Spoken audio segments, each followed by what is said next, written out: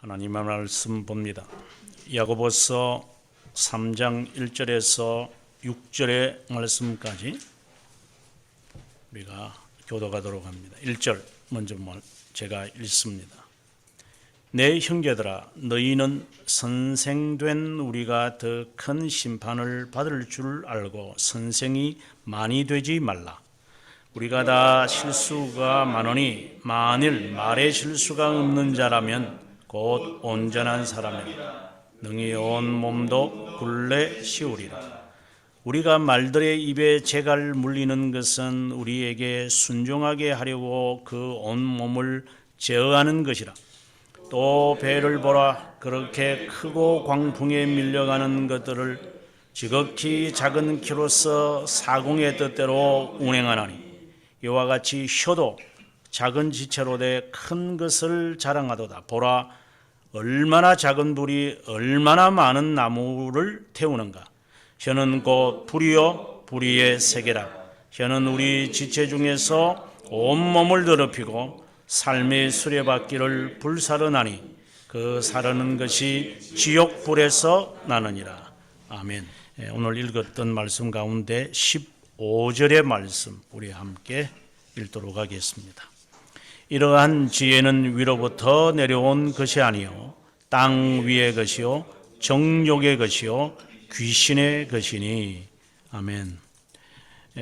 오늘의 이 말씀은 우리가 잘 익히 잘 알고 있는 말씀이에요. 말 조심해라 뭐 이런. 어릴 때 제가 교복을 입고 학교를 가면 조그마한 깃을 이렇게 달고 갑니다. 불조심 뭐 이런 것. 이런 조심해라 라고 하는 1차적인 의미를 우리가 배제할 수는 없겠지만 오늘의 말씀은 그런 말조심하라는 도덕적 설교에 머물지 않습니다. 물론 잠언을 읽다 보면 그 혀를 다스려야만 한다. 말조심하라는 말씀이 자주 등장합니다. 잠언의 말씀이 말조심하라고 하는 그런 것에 머물고 있다면 이것은 윤리책이죠. 도덕책이죠.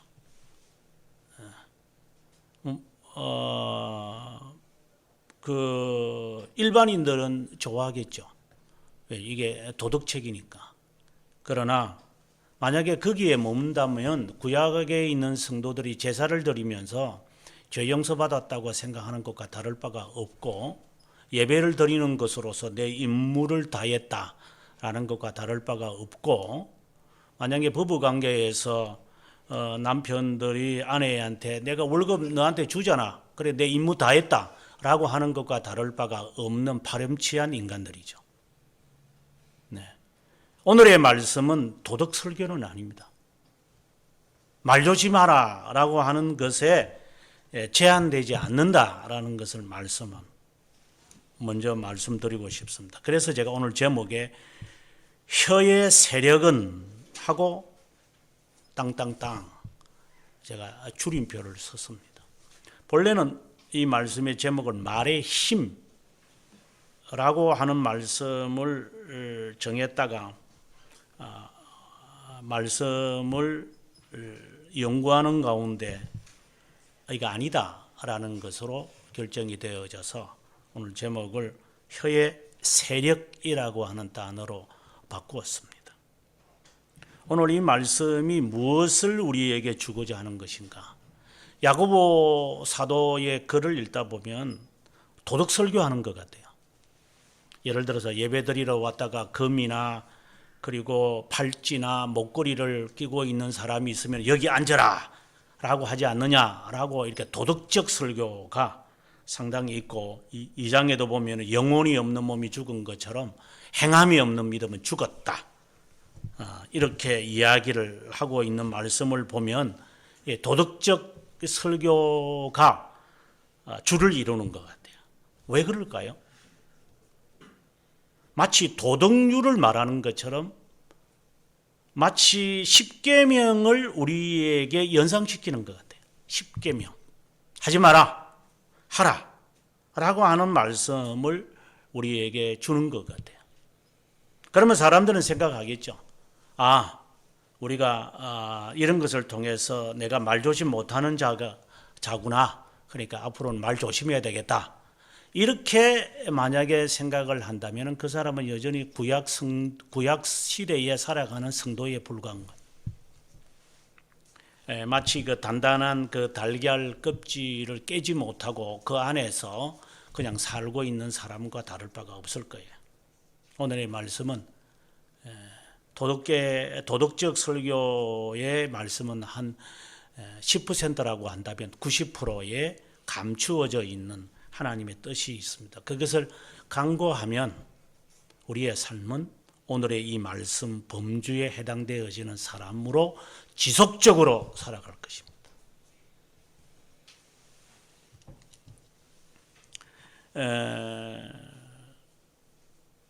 이번 주간에 어느 분들을 만나서 이런저런 대화를 하다가 제가 그분에게 이런 말을 했습니다. 장로님들, 저는 항상 그런 것은 아니지만 말씀을 이렇게 읽기 전에 특별히 오늘 이제 설교를 준비하거나 뭐 아침에 뭐 성경을 읽거나 그리고 새벽기도 때, 특별히 새벽기도 때 제가 설교를 준비하는 뭐 것이라든가 이렇게 읽기 전에 제 스스로가 굉장히 기대를 갖습니다. 그러니까 목사님도 그래요. 그래서 성경을 제가 수십 번 읽었고 성경의 어느 내용이 어느 장에 있고 어느 부분에 이 내용이 있다라는 것을 다 파악을 하고 있지만 성경을 이제 연구하겠다고 이렇게 작정을 했을 때 공부가 아니고 연구, 읽는 것이 아니고 공부가 아니고 연구, 이게 전혀 다른 겁니다.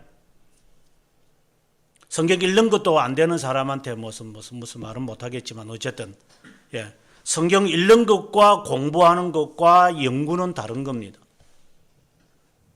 설교는 연구라고 하는 거거든요. 공부라고 하는 것은 누가 가르쳐 줘야 되는 거잖아요. 이거 해라. 자, 이거 야고보서 내용이 어떤 것인지 한번 볼까? 이런 게 누가 말해줘야 내가 알아서 깨달아지는 것은 공부인데 그까지 가려고 하는 길도 상당히 멀지만 한참 멀죠, 실제로. 그것도 듣기가 부담스러운 사람들이 많으니까. 뭐 읽는 것은 뭐 우리가 스스로가 알지만 성경 읽는 것도 힘들어 하니까 공부는 아예 둘째 접어둬야 되고 연구라고 하는 것은 상상도 못하죠. 한 100만 명 가운데 한 몇 명 정도 외에는 아마 연구에 들어가고자 하는 사람은 별로 없을 거예요. 대부분은 이제 공부에 이제 그치고 말죠.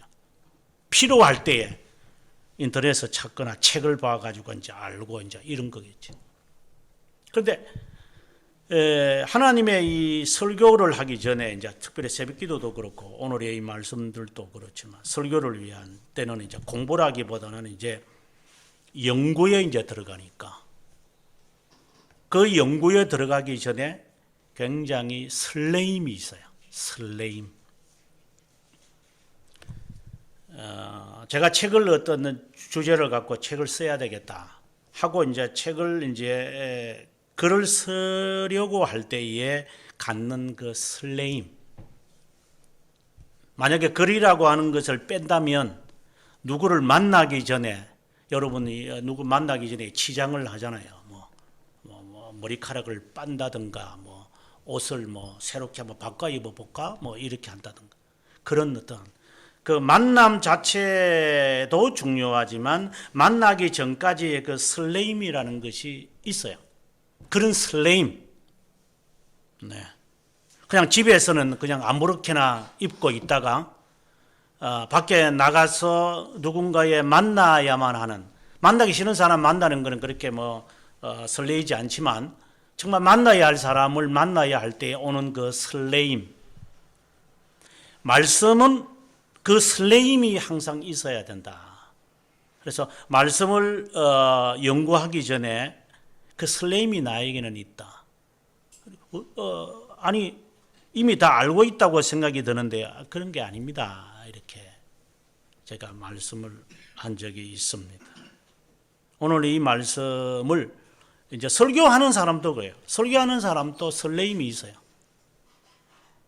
설교를 하면서 제가 예측하지 못한 말씀으로 하나님이 저를 인도하는 것에 대한 설레임이 저에게는 있어요. 제가 여러분들한테 뭐 1시간 길게 하면 30분, 뭐 1시간 10분 이렇게 설교를 하는데 그 설레임이 있죠. 설교를 듣는 여러분들이 준비가 되지 않으면, 공부하지 않으면 그 설레임이 없을 거예요.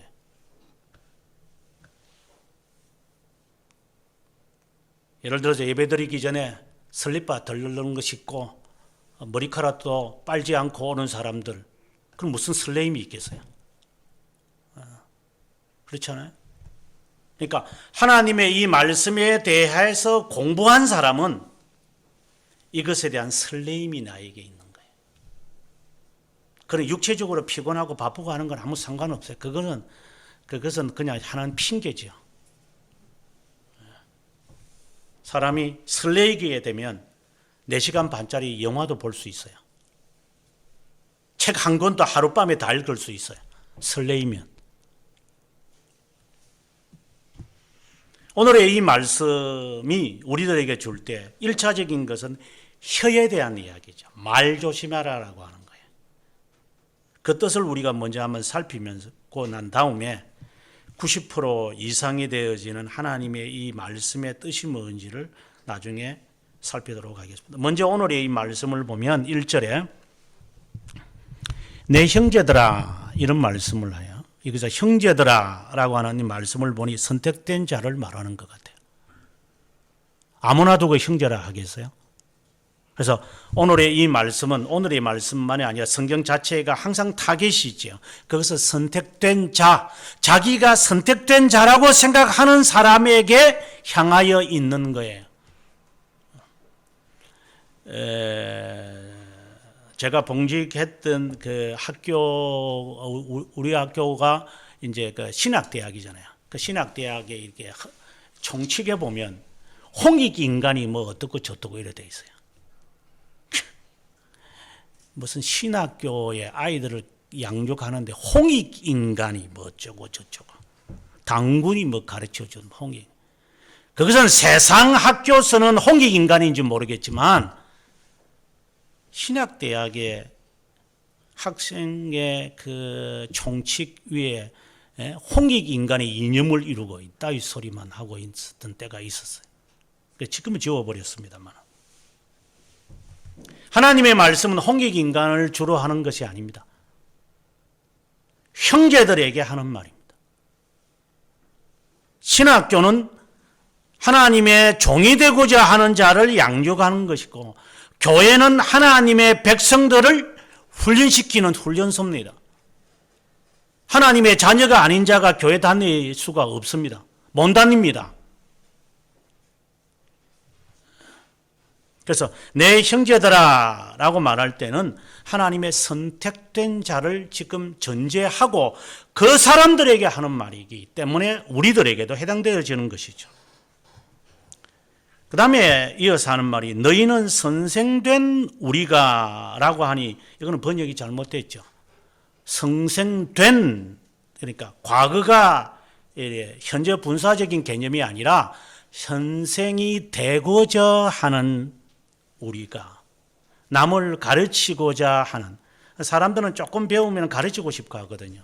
그래서 가르치는 데서 사람은 즐거워하잖아요. 그래서 군림하고자 해요. 사람들은 조금 알면 막 누구한테 가르쳐 주려고 이렇게 흉내내죠. 네. 성경은 우리들에게 그것을 매우 경고하고 있어요. 인간의 본심 자체가 가르치고 싶거든요. 그래서 간섭하고 싶어 하고, 지도하고 싶어 하고, 그리고 지배하고 싶어 하는 이 욕망이, 거기서 인간은 쾌감을 가져요. 제가 교수 생활을 하면서 느끼는 것이 매우 많지만, 목사들 가운데서 보면은 뭐 제대로 된 박사도 아니겠지만 어쨌든 제대로 된 박사들은 조금 다른데 이제 박사가 되면은 막 그냥 학교 와서 그냥 가르치고 싶어가지고 1시간이라도 하면 그냥. 그래서 명함 안에 내가 충신대학교 강사 뭐 이거 하나 집어넣고 싶어서 이렇게 하는 사람들을 많이 봅니다. 바로 그런 자를 향하여 지금 말하고 있는 겁니다. 네가 가르치고 싶어 하느냐? 이런 그런 자에게 경고를 내립니다. 너는 더 큰 심판을 받을 거다 라고 경고합니다. 가르치려고 하지 마라 이 말을 지금 하고 있는 거죠. 이것이 대전제입니다. 오늘의 이 말씀에서. 이것은 가르치고자 하는, 가르치려고 하고 가르치고 있는 사람에 제한되는 것이 아니에요. 이 말씀의 의미는 1차적인 의미는 그거예요. 하지만 실제는 의미는 그런 게 아니에요. 왜 그러냐면 인간은 이 가르치려고 하고 군림하고자 하는 것을 절대로 인간에게서 빼낼 수 없어요. 이건 내가 죽을 때까지 갈 거예요, 이거요. 저도 그렇고.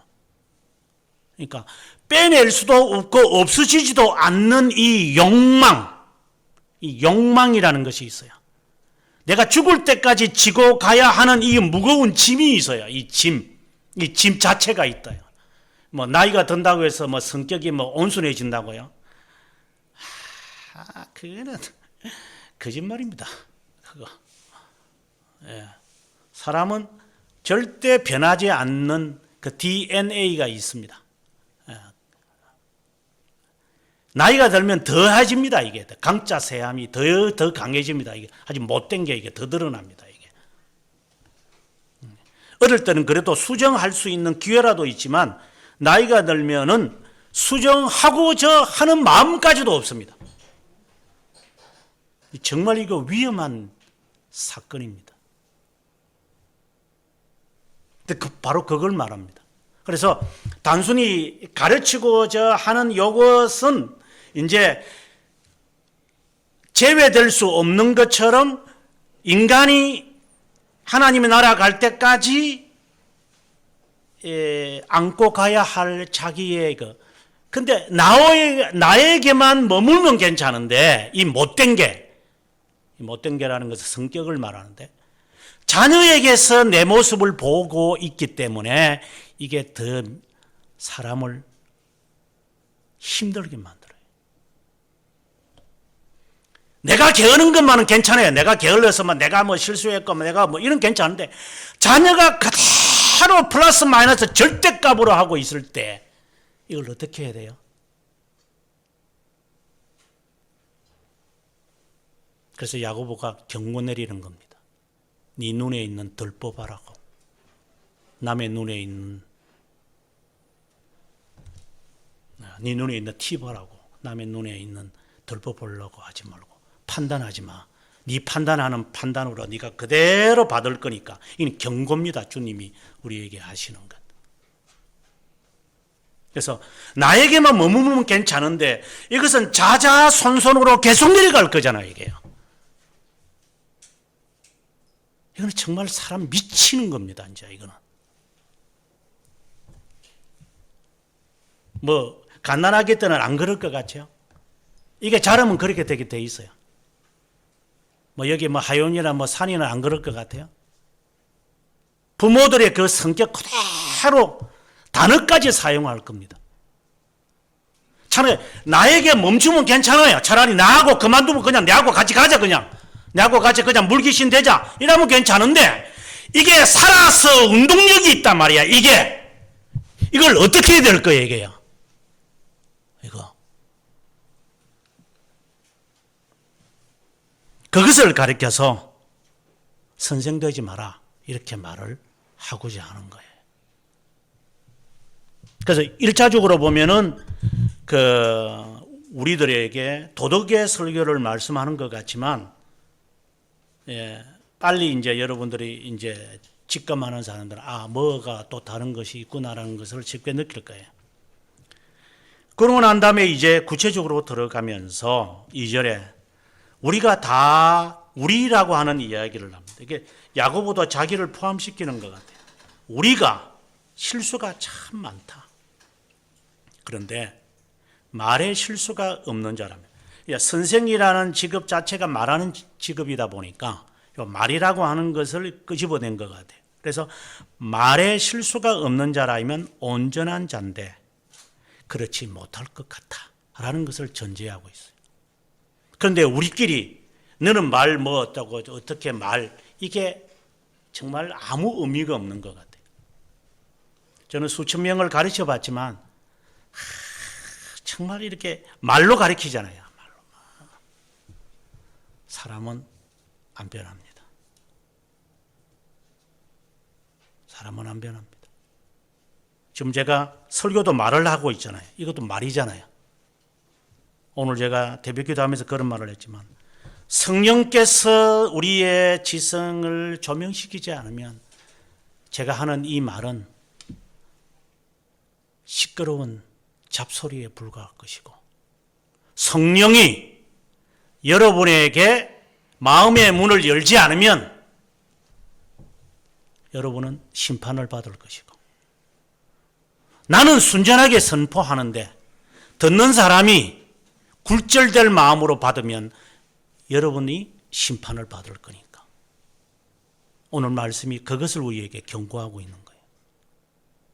누구를 보고 당신은 이렇게 설교하고 당신은 이렇게 말하라고 말할 거예요? 너도 완전하지 못하면서 뭐 우선 이야기로 너 한번 설교해봐라 이런 말이 아니라, 너는 그러면 말을 잘할 것 같으냐?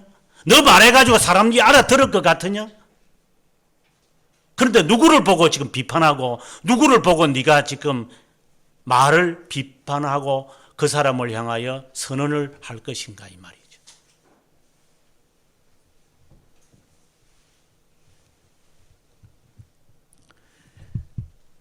이 말 자체만이라도 우리가 컨트롤할 수 있다면 그 사람은 온전한 사람이다라고 말을 해요. 온전하다. 그러니까 온전치 못한다라고 하는 것을 전제하고 있는 거죠. 우리가 말에 다 실수가 있다라고 하는 이야기를 지금 야고보가 말하고 있는 것이니까, 만약에 우리가 남을 비판했다가도 밤에 끝내세요. 만약에 그걸 계속 물고 늘어지면 똑같이 심판받을 거니까. 우리가 남을 비판하지 않을 수 없죠. 왜? 온전하지 않으니까. 하지만 성경은 완전하기를 바라는 거 아니에요. 완전을 향하여 가는 사람들이지, 우리가. 3절에 가서 이제부터 세 가지 신뢰를 듭니다. 3절에는 재갈을, 4절에는 배를, 5절에서는 불을, 세 가지 예를 들어서 이 말에 대한 이야기를 합니다. 첫 번째 3절에서는 뛰어다니는 말을, 재갈을 물려야지 여기 말을 듣는다 이 말이에요. 순종한다 이 말이에요. 그래서 우리가 만약에 이 말을 하는 이 스피치를 잘 다스릴 수 있다면 뛰어다니는 그 힘, 우리가 마력이라 그러죠. 그래서 이제 보통 자동차가 좋은 자동차는 300마력이란다. 300마리의 말이 끌고 갈 정도의 이 말이 사람을 이렇게 양쪽에 팔을 딱 잡고 끌기 시작하면 이 팔이 떨어져 나가잖아요. 그만큼 이 말에 힘이 있는데 300마리가 끄는 자동차를 타고 다니니까 진짜 보통 힘이 아니죠. 그 말들이 그렇게 힘이 있는 말이라 하더라도 재갈을 딱 물어버리면 꼼짝 못하고 말을 듣게 돼 있다 이 말입니다. 근데 우리가 하는 이 스피치는 그렇지 못하다 이 말을 지금 전제하고 있는 거죠. 두 번째 4절에서 말합니다. 배를 봐라 라고 말합니다. 큰 풍량이 이렇게 밀려오는 것이 있고, 그리고 이 바람에 따라서 움직이는 그 수십만 톤이 되는 마치 항공모함과 같은 것. 네. 이런 것들도 아주 작은 그 키를 가지고 항해사가 이렇게 돌리면 그냥 왼쪽으로, 오른쪽으로 돌리면 오른쪽으로 간다. 큰 함선도 조그마한 이 키를 가지고 다 조절한다. 그래서 이 내가 하는 이 말을 어떻게 해야 될까? 이 말입니다. 첫 번째는 재갈을 물려라.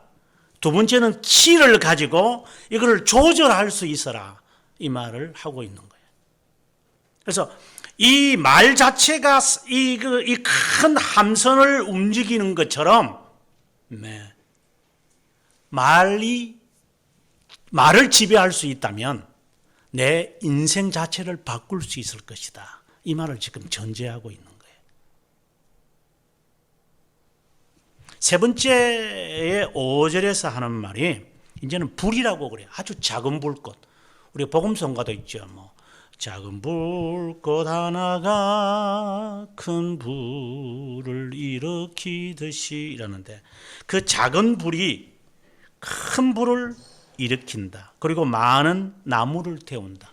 캘리포니아에 최근에 불이 나서 수십만 헥타르라면 우리나라 강원도보다 더 넓은 땅덩어리에 불을 다 태워버립니다. 그럼 간단한 겁니다. 그냥 담배불과 같은 이거 담배 피우는 사람들 틱 하고 집어 던지는 사람. 가끔씩 보면은 이 머저리 같은 애들이 담배 피우다가 머저리 그 나이가 들든 안 들든가 다 통틀어서 그냥 시궁창에 탁탁 집어 던져버리죠. 그것도 어쩌 그래 잘 맞추는지 모르겠고 톡 하면 톡 들어가요. 또. 얼마나 그딴 짓을 많이 했으면은 탁 하면 탁 들어가는지 모르겠고. 바로 그것이 이 세상을 불태우고 마는 내 혼자 해도 나는 괜찮겠지 하는 그것이 이 나라를 망쳐먹는 거죠. 네가 하는 그러한 습관 하나가 나는 내가 하고 싶어서 하는 건데요. 그것이 큰 불을 일으켜서 많은 나무를 불태워버린다. 신자도 마찬가지다. 내가 그냥 하고 싶어서 하는 건데 바로 그것이 네 인생을 말아먹을 거다. 아주 무서운 말씀을 하고 있는 겁니다. 아주 작은 거라고 생각을 하죠. 예를 들어 어떤 사람은 이렇게 말을 듣는 보면 이게 다리 떠는 사람도 있거든요. 이렇게 들면서 이렇게 누가 말을 하면 이렇게 말을 떨어요. 이렇게 아무렇지도 않죠. 쥐가 떨고 싶어서 떠는데 추워서 떠는지 그것이 너의 삶을 잘 대변하고 있는 거 아닌가? 그게 작은 거라고 생각이 들죠, 우리는. 그 작은 것이 너 인생을 말아먹을 거라고. 지금 경고하고 있는 거예요. 우리가 볼 때는 아주 작은 거다. 그거 아무 때나 그냥 담배꽁초 확 집어 던지면 되지요. 쓰레기 내가 마시다가 그냥 남은 거 병 그냥 아무 때나 톡톡 나르고 가면 되지요. 그것이 이 사회를 얼마나 망쳐먹는지 아느냐 이 말인 거죠. 그래 아주 작다고만 생각을 하느냐? 마치 말과 같은 것이다. 말하는 것은 아주 그냥 자연스럽게 나오잖아요. 그냥 이렇게 툭툭툭툭 나오는데 그것이 너를 바꾸어 버릴 수도 있다 이 말입니다. 너만이 아니라 너 자자손손까지 간다. 이제는 너 혼자만 업보를 받아가지고 지옥 가면 괜찮은데 이게 모든 자에게 영향을 끼치고 너가 하는 그것을 그대로 자녀가 말하는 걸 볼 때에 내가 이거 안 고치면 안 되는구나. 이거 정말 이거 힘들구나. 이거 그러면 나중에 일이 되면 내가 고치면 되겠죠. 절대로 사람은 안 고치집니다. 우리가 하는 말 3살 버릇 8까지 간다라는 어르신들의 말이 있어요. 지금 하고 있는 이 버릇은 내가 죽을 때까지 갈 겁니다. 그래서 지금 뜯어 고쳐야 됩니다.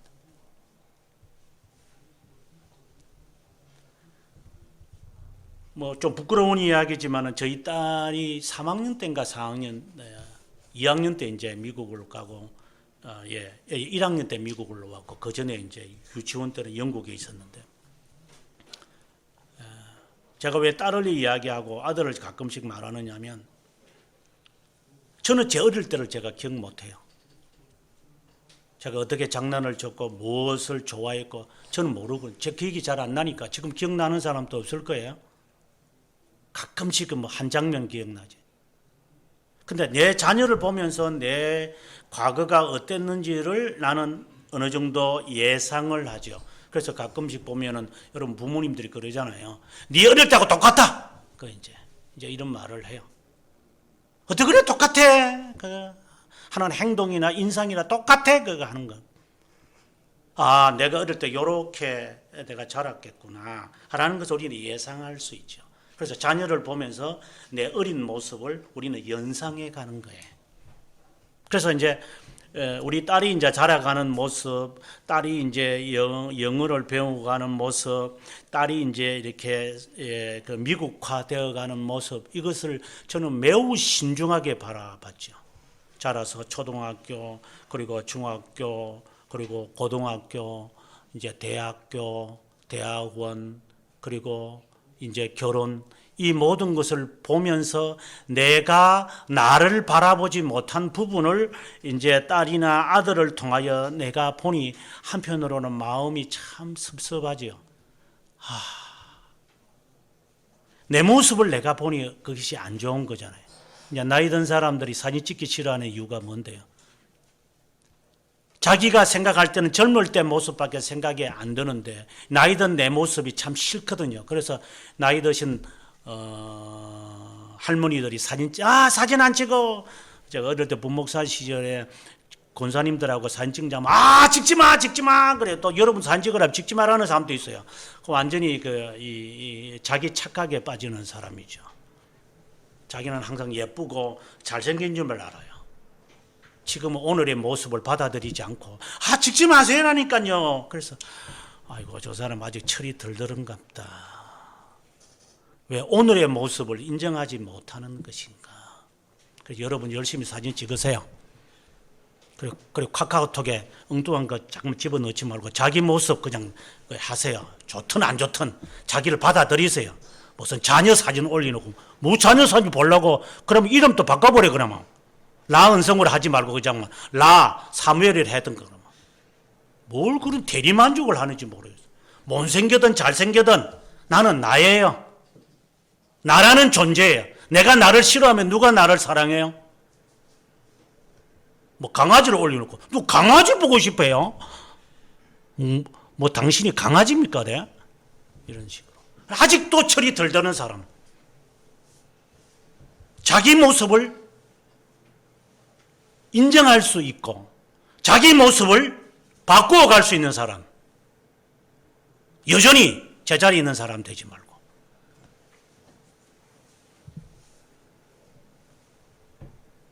그런데 6절에 가서 혀를 다시 이야기를 하는데 앞에서 이제 2절에서 이제 말을 이야기했다가 6절에 와서는 혀 이야기로 이제 바꾸어 가는 것 같아요. 물론 주제는 같은 거죠. 그리고 3절에서 5절까지 나왔던 세 가지 신뢰에서 불이라고 하는 이 단어를 끄집어내요. 혀, 불. 혀는 불이다. 이렇게 말을 해요. 이제부터 도덕적 설교에서 이제는 하나님이 원하시고자 하시는 이 말씀의 의미로 지금 전환하고 있는 시점이 6절의 말씀이에요. 6절의 말씀에서 뭐라고 하느냐면 혀는 불이다. 혀 불과 같아 이 말이에요. 그런데 혀는 또다시 또 하나 있어요. 불의의 세계다. 불의의 세계다. 혀라고 하는 것을 단순히 말에서부터 떠나서 이것은 불이고 불이라는 것에서 떠나서 세계다 이 말입니다. 불태워 버린다 이 말이에요. 혀라고 하는 것은 태우는 것만이 아니라 이 불의 세계라는 것이 있다 이 말이에요. 이게 불이 물속에 가서 뭐 불탈 수 있나요? 불이 쇠를 태울 수 있나요? 물론 쇠를 녹이기는 그 강한 불은 있지만 한계라는 것이 있잖아요. 불이 그래서 불의 세계라는 것이 있다. 이런 자기의 영역을 갖고 있다. 이 말입니다. 이 혀라는 것이. 이제 여기에 힌트가 주어지는 거죠. 그 다음에 또다시 혀는 우리 지체 중에서 온몸을 더럽힌다. 이제 한 단계 더 나아가죠.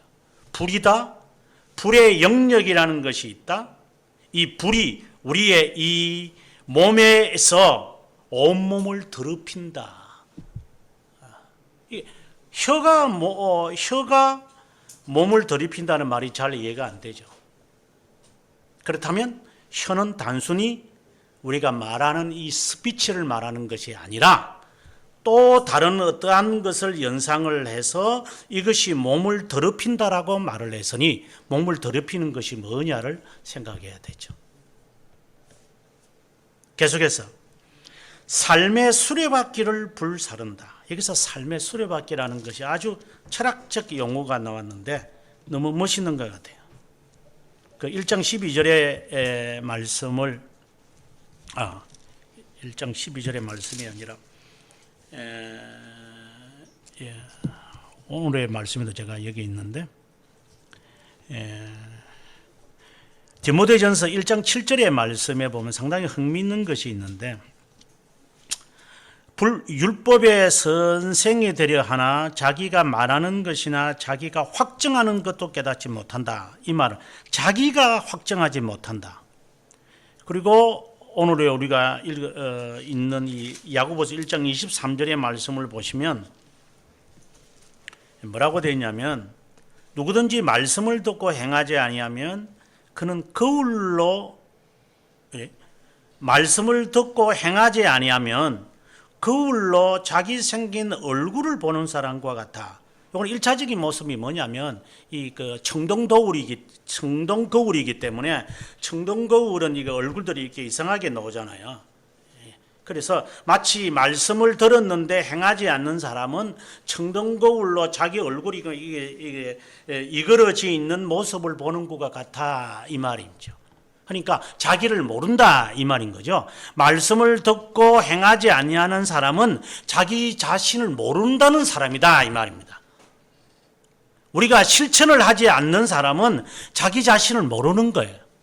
앞서 제가 말한 말이 바로 그래는 의미인 거예요.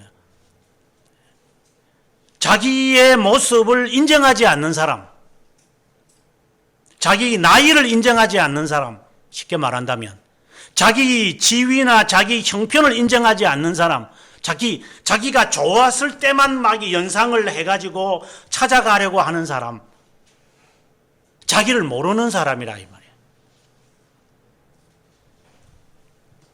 근데 여기에 흥미있는 게 23절에 자기 생긴 얼굴이라고 했는데 1차적인 의미는 방금 말씀드린 것이지만 여기서 얼굴이라는 말과 오늘 여기에서 6절에서 나오는 삶이라는 단어와 같은 단어예요. 그러면 지금 1장 23절에 있는 이 말씀 얼굴을 이제 여기에 말씀을 집어넣으면 얼굴의 수레바퀴라고 되어 있죠. 그런데 얼굴이라는 것은 이렇게 외면을 말하는 게 아니라 인간의 본성을 말하는 거예요. 그래서 자기의 존재, 나라는 이 존재라는 게 있는데 이 존재의 수레바퀴가 있다. 수레바퀴라는 게 이게 돌아가는 거잖아요. 근데 이 본성이라는 것이 계속해서 똑같이 돌아간다, 안 변한다, 이거는 이 말입니다. 정말 사람 죽을 맛입니다. 자기가 갖고 있는 이 본성은 수레바퀴처럼 맴맴 돌 거다. 열심히 움직였는데 제자리다. 근데 여기서 수레바퀴는 1차적인 의미는 방금 말씀하신 그런 뜻이고 두 번째 의미는 여기서 삶의 수레바퀴라는 것은 과정을 말해요. 이 과정 전체. 왜냐하면 이 바퀴가 이렇게 돌아가고 나면 돌아간 자국은 직선이잖아요. 이 과정을 말하죠. 나는 열심히 도는데 시간이 지나서 여기에 왔잖아요. 바퀴는 열심히 도는데 나는 가고 있잖아요. 이게 본성의 삶의 현장이다. 나는 열심히 노력하고 열심히 산다고 하는데 언젠가 벌써 여기까지 와버렸구나, 이 말인 거죠. 쉽게 말해 시간 가는 줄 모르고 지나가 버리구나. 그래서 6절의 말씀을 정리해 보면 혀는 불이다. 불의 영역이 있다. 그런데 이것이 사람을 더럽힌다. 삶의 자신의 이 본성의 수리바퀴가 지속해서 돌아가는 것처럼 자기도 알지 못하는 사이에 나는 반복하고 있고, 이거 언제 고치지 하면서 지속적으로 똑같은 일을 반복하고 5시간 지나면 또 밥 먹고 잠자고 나면 또 잠자고 싶고 하고 싶으면 또 식어지면 또 하고 싶고 밑빠진 독처럼 똑같은 일을 하고 있는. 그런데 어느샌가 지나가 버리고 만다. 코스를 가버렸다. 고치지도 못했는데, 성취하지도 못했는데 벌써 일주일이 가버렸구나. 나이가 벌써 가버렸구나. 내가 인생에서 뭘 했나? 열심히 돌았는데 와버렸다. 되돌아갈 수가 없구나. 이런 거지. 그런데 급기야 그 불 사르는 것이 어디서 나오는, 이 불이라는 것이 혀가 불이고 불의 영역이 있는데 이것이 사람을 부패시키는데, 더럽히는데, 이것이 사람에게서 계속적으로 반복되어지는데 이것이 어디에서 나오는가? 이 불이 지옥에서 나온다. 이렇게 말을 하는 겁니다. 이것은 바로 사탄을 말하는 거예요. 사도 바울이 8장에서 고백했던 그 7장 마지막에서 했던 말씀을 기억해야 돼요. 오호라, 나는 공고한 사람이다. 나는 정말 불쌍한 존재구나. 안 고쳐지는구나. 여러분들이 가끔 그런 말을 해요.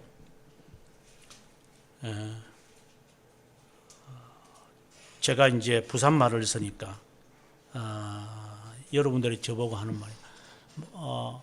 목사님은 영어도 부산 말 하는 식으로 해요. 이렇게 쓸데없는 소리들만 하고 있어요. 니나 잘해라.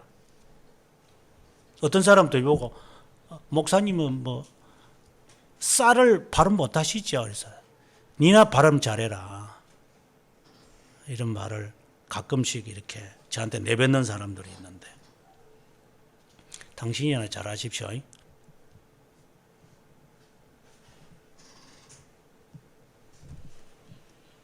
반복적인 이러한 것들이 어디서부터 흘러나오는 것인가? 사탄의 세력이다. 이 말을 지금 하고 있는. 왜 말의 실수를 하느냐? 이유를 지금 말하는 거예요. 지옥불이기 때문에. 그러면 이것은 무엇을 우리들에게 지금 영적 진리를 말하고자 하는가? 한마디로 말하면 견인입니다. 예수 그리스도의 보혈의 능력으로 죄의 지배권은 상실돼요. 우린 그는 배우면 알 수 있어요. 없어져 버려요. 그런데 무엇이 남아있다고 하느냐면 죄의 잔재들이 남아있다고 그래요. 바로 오늘의 말씀이 혀, 이것을 바로 그것을 말하고자 하는 거예요. 중생된 사람이라도 죄의 잔재라는 것이 있다. 이게 삶의 수레바퀴 속에서 살아간다.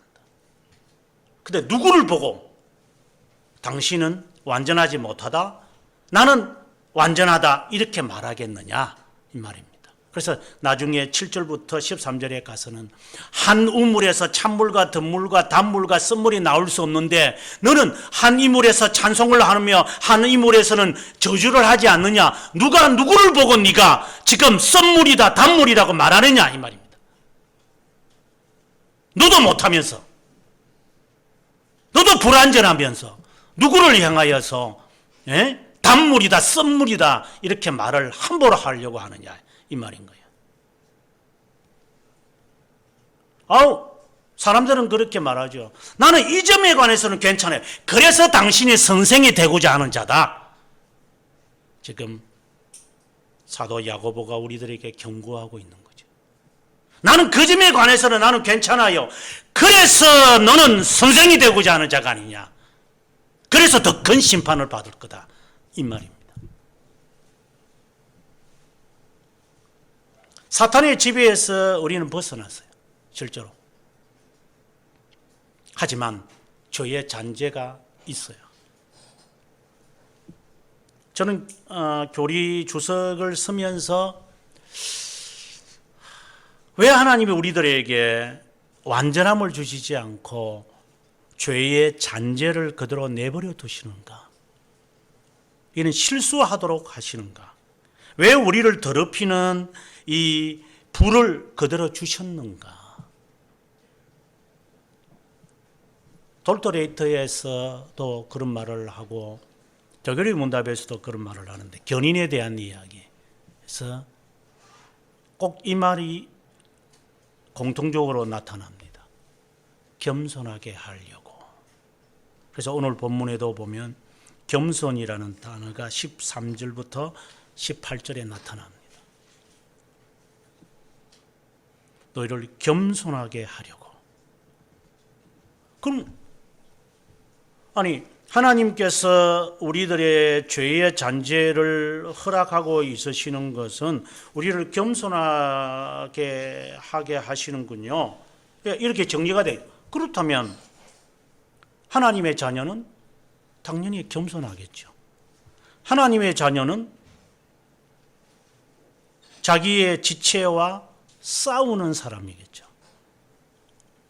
그러니까 안 믿는 사람이나 유기된 자는 이게 관심 없어요. 자기가 하고 싶은 대로 하는 거니까. 자기가 마시고 싶은 대로 마시고 놀고 싶은 대로 놀고. 그런 사람들에게 무슨 자제를 원하고 절제를 우리가 요구하고, 물론 도덕적으로 절제나 소피스트들처럼 아니면은 뭐 도덕군자들처럼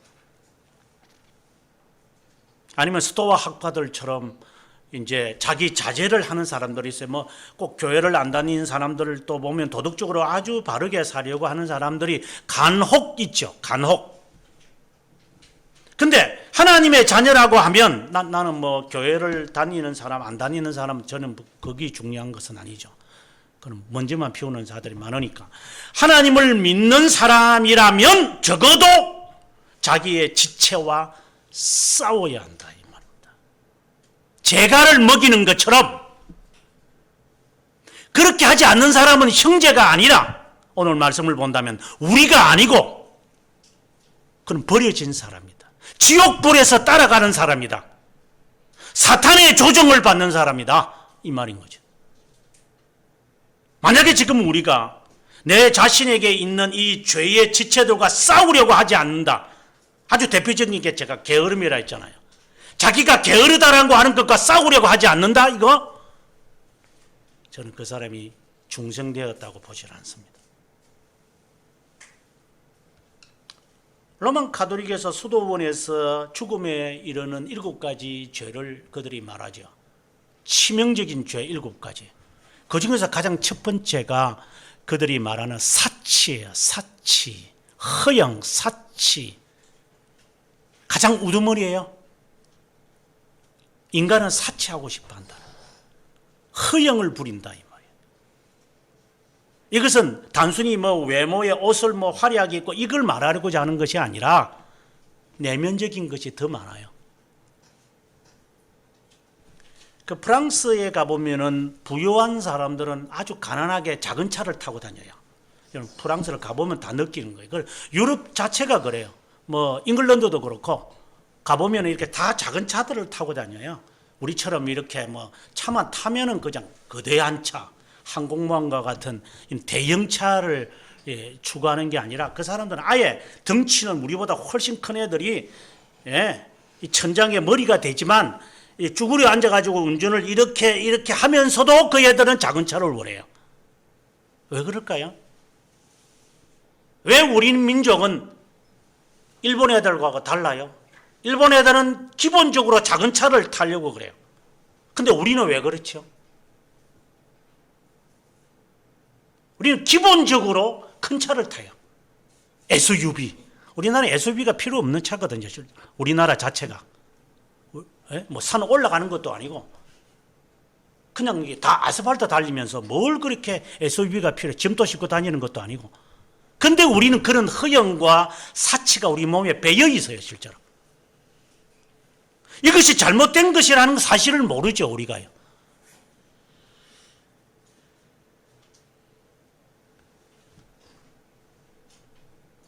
큰 질병이죠. 허영과 사치.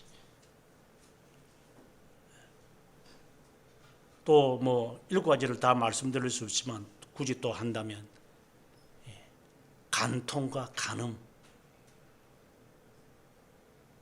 폭음, 폭식, 게으름, 질투 이런 것들이 인간을 죽이는 거예요. 물론 그 말 자체는 인정을 해요. 제가 그들의 교리를 인정하는 것은 아니지만 제가 말씀드리고 싶은 것은 게으름이에요. 내 자신의 게으름과 우리는 얼마나 싸우려고 해봤나 이 말입니다.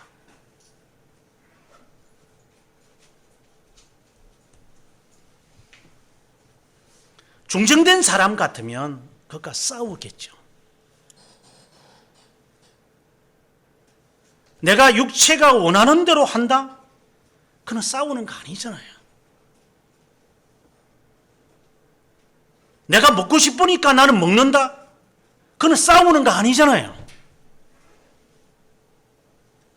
내가 하고 싶은 대로 한다? 그건 절제가 아니잖아요. 그건 성령의 인도를 받는 것도 아니고 그거는 불신자와 같은 것이고 그거는 중생과는 아무 상관이 없는 사람들이에요.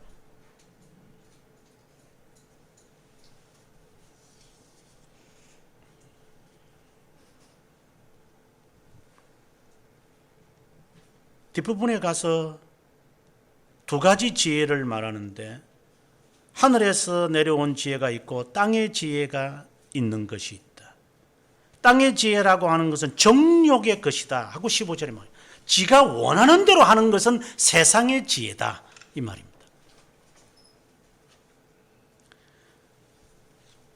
지금은 저도 이제 나이가 들어서 이제 어쩔 수 없는 경우가 빠지고 그렇습니다만은 젊을 때 50대까지만 하더라도 제 의지가 50대는 아니고 40대 말까지 이제 51, 2살까지는 제 의지가 저를 지배했죠. 저는 평생 그렇게 할 수 있다고 생각이 들어서 지금도 제가 제 의지가 저를 지배할 때가 많지만 제 자신을 이렇게 제가 지배하려고 많이 하죠. 이 육체적 게으름을 제 스스로가 채찍질할 때가 많죠.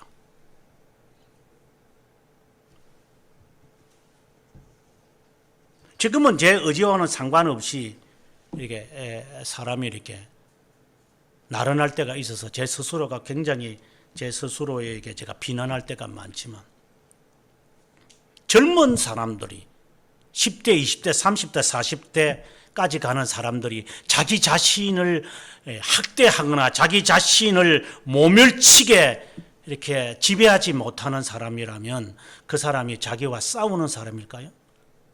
예를 든다면 수업 시간에 잠자는 애들이 가끔씩 이제 저희 학생들이 이제 수업 시간에 잠이 오니까 밤새도록 뭐 했는지 모르겠어요. 이것들은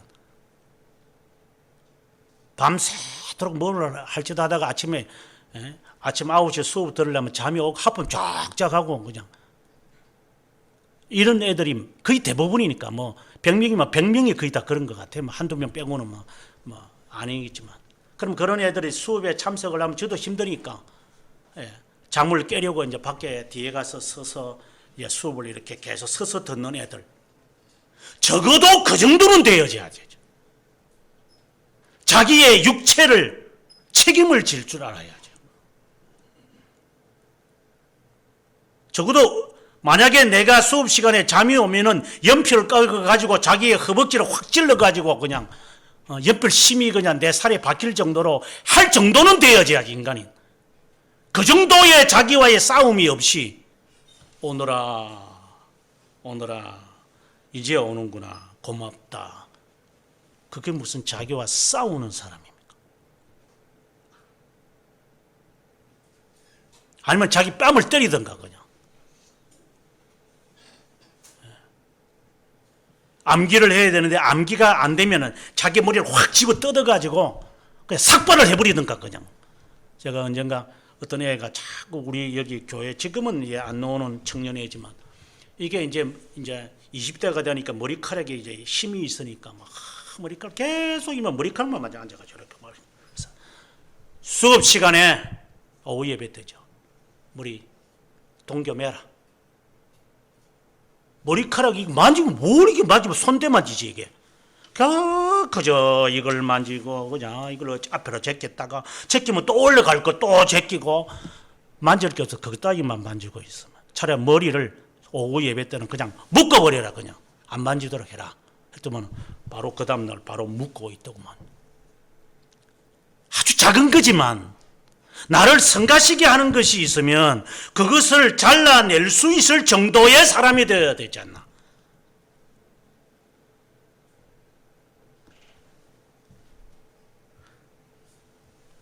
정욕에 따라서 주어지는 것을 행하는 것은 세상의 지혜예요. 하나님의 지혜는 그렇지 않다. 이것은 성령의 인도함을 받는 것을 말해요. 말이나 이 혀의 세력을 내가 지배하기 위해서는 성령으로 거듭난 사람은 이것과 싸우려고 할 것이다. 지금 야고보 사도가 우리들에게 말해주고 싶은 거예요. 너는 아직 중생이 되질 않았구나. 그러니 열매를 보아 그 나무를 아는데 열매가 없구나. 한편으로 보면 저희들에게 중생을 촉구하는 거죠. 그러면서 견인을 하라고.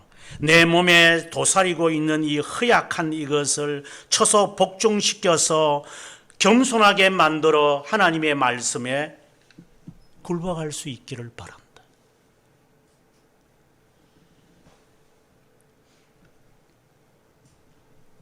세상의 지혜나 그리고 불의 세계는 여기에 보면 16절, 17절에서 잘 말하고 있는데 시기다, 다툼이다, 혼란이다, 악한 일이다 이런 말. 혼란하고 있고 질서라는 것이 없고 오늘 오전에 제가 공부하면서 그 말을 많이 했지만 순서라는 게 없어요. 삶의 순서라는 게 없어요. 무엇이 우선순위라고 하는 것이 없다. 무질서다. 혼란이다. 혼란. 우리는 정해져 있어요. 중생된 사람은. 무엇이 우선순위다. 예를 들어서 내가 성경을 읽지 않고 내가 밥을 먹을 수 있을까? 그거는 말이 안 되는 거죠. 밥을 차라리 안 먹더라도 하나님의 말씀을 먼저 내가 묵상을 하고 기도하고 난 다음에 밥을 먹어야지. 그래서 밥을 먹고 난 다음에 기도하는 거하고 밥 먹기 전에 기도하는 거 다를 바가 뭐 있어? 똑같은 거 아니에요? 그러나 밥 먹기 전에 왜 기도해요?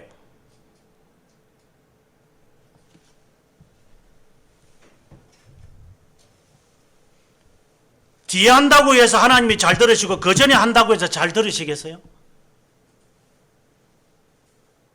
순서가 있어야죠.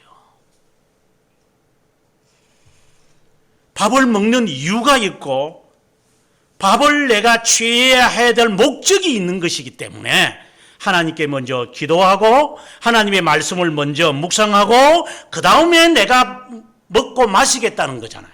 근데 이 순서도 없어요. 기도도 안 하고 말씀도 묵상이 없으면서 그렇게 개걸스럽게 잘 먹어.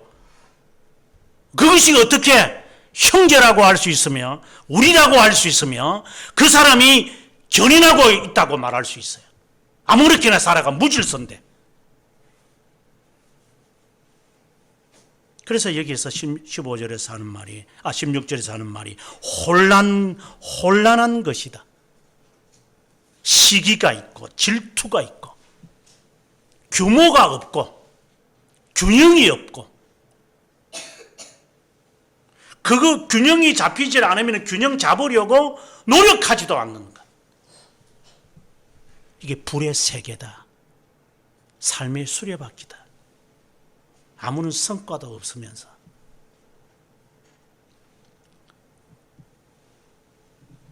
하지만 17절에 보니까 오직 위로부터 나오는 지혜는 성결하다. 이것은 성화를 의미하죠. 거룩합니다.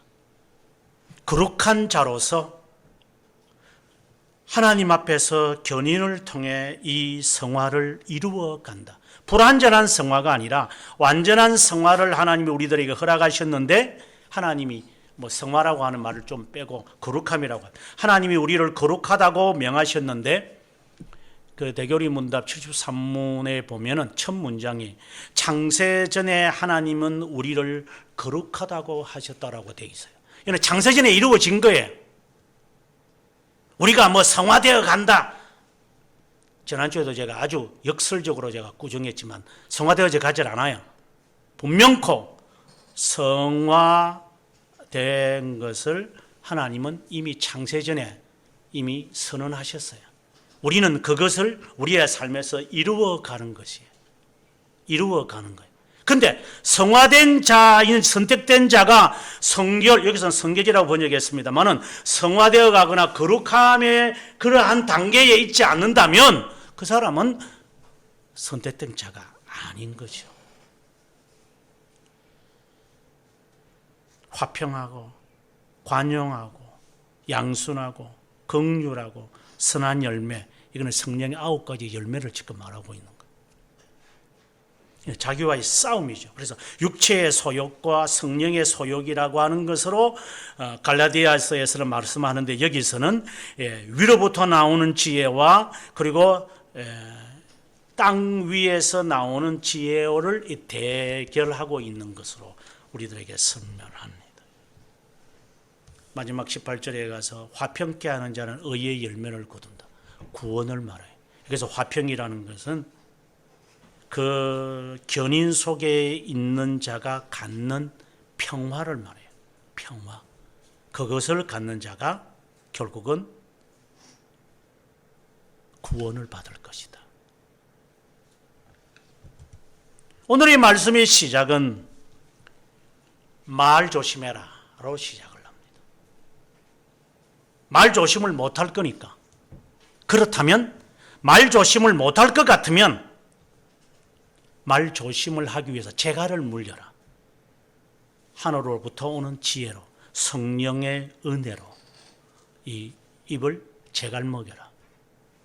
그래서 야고보는 1장 27절에서 듣는 것을 속히 하고 말하는 것을 더디하는 것이 좋겠다 이야기를 해요. 말하는 거 차라리 안 하는 게 낫다. 차라리 25절에 듣는 것을 잊어버리지 말고 그냥 듣는 것을 좋아하지 말하는 거 그냥 잊어버리라는 거예요. 이 말. 아주 굉장히 극단적으로 말할 정도죠.